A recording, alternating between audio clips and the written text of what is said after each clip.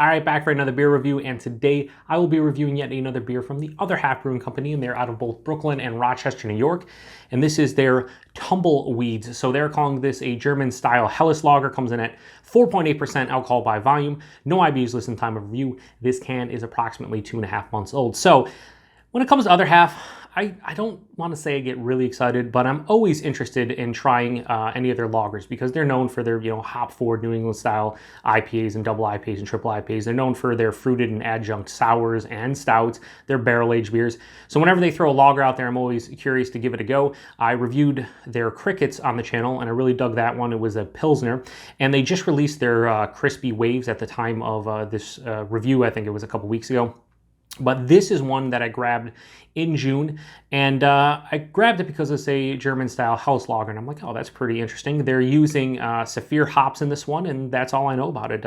Seems pretty simple, so let's see how they do with a German-style Helles. Should be interesting. Give it a crack here.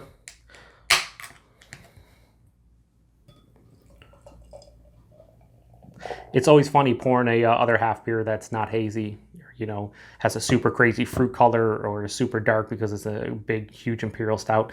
Always interesting to me. But yeah, that pours out, like a lager.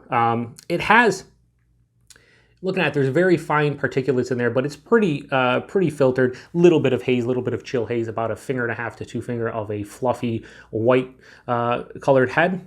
Yeah, it looks like some kind of lager. I mean, it basically, has this really nice golden straw color. Yeah, looks appropriate. Let's get a nose. A little bit of like a sulfur thing going on, which I don't think is, it's not rare for the style. I think it's somewhat typical, a little bit. I guess you could call it like a little bit of lager funk. Definitely a big bready malt sweetness, like just like a white bread sweetness, but like biscuity as well. Crackery, just a lot of malt sweetness on here. A little bit of like a spicy component too. Definitely floral. Yeah, like a spiciness, like a nondescript spiciness, but then there's like this earthy, grassy thing going on too. Like a floral component too. Not like flowery per se, but just like, a floral aspect to it. That little bit of lager funk is kind of dissipating now as it opens up. Yeah, it smells like it's going to be an easygoing Helles lager. Like there's, not a whole lot to it. The style in general, not a whole lot to it. But yeah, let's get into it. Cheers, everyone.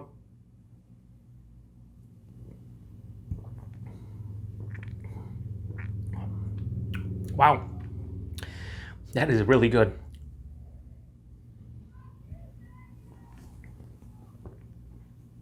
Hopefully, you don't pick up on the kids outside. They're going crazy, yelling at one another. Just settle down, kids. Just settle down. Yeah, so this has a pretty big malt sweetness to it. And then I'm getting like this nice like fruity yeast ester, like a little bit of apple, a little bit of pear. A little bit of citrus component. But then that floral, earthy, grassy thing hits me mid-palate, kind of takes hold of the palate. And then as it finishes semi-dry, relatively clean, just a little slight touch of that like fruity, floral, earthy, grassy type of aftertaste. Body on this one, 4.8%. This is like lower side of medium to medium body. This actually has a pretty big heft behind it considering it's sub 5%. Mouthfeel on this one, crisp, clean. There's a nice smoothness to it. Yeah, it's carbonated and effervescent, but man, it has such a nice soft smoothness to it. I'm not saying this drink like a New England style IPA or like a German Hefeweizen as far as the mouthfeel, but after that crispy type of carbonation to it, it just has such a nice soft smoothness as it finishes. 4.8%. This just drinks like a typical Helles lager. I mean, you can't tell there's really alcohol in here. It's a Helles lager or some kind of lager in general. This is extremely well made. Not much to it. The style, there's not a whole lot to it. It's supposed to be easy drinking, crisp, clean, relatively refreshing, easy to put back, malt forward for the most part. Nice, well, more malt forward, but a decent balance between the hops. The Saphir hops, I think, are adding that spiciness, a little bit of that grassiness and earthiness. Yeah, this is fucking It's fucking delicious. It really is. For the style, I can't really argue too much, but stylistically, for a German style house lager, this would be like a 4.5, maybe a 4.75. It's that good. But for personal preference, for me, for Tumbleweeds from Other Half, I'm going to give it a solid 4.25 out of 5. I think it deserves it. Now here's where things go a little bit south, and I mentioned this in the Crickets review that I did a while back. Here's the problem for me with Other Half, and it's not a huge problem because I've bought beers at the same price for that were much worse, but this at the brewery for a 4-pack was $14 a 4-pack, $3.75 a can. I mean, the way I look at it is it $3.50 a can. If I could do math at some point, sorry, $3.50 a can, right? Is a bit expensive for a German style house lager, in my opinion. I would like to see this at the most $12 a can, and preferably in the $10, $11 range. There's a lot of these craft lagers nowadays are, they're a little bit better than your macro, in my opinion, or they're more well made or maybe more flavorful, but they shouldn't be charging, $5 more for a 4-pack or like $1 or $2 more a can.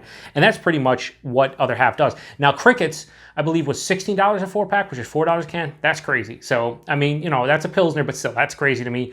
Again, I'd like to see these at the most $12 a 4-pack in the 10 to 12 buck range. But whatever, it's Other Half. They have the notoriety, they have the hype and whatnot, so people will pay it.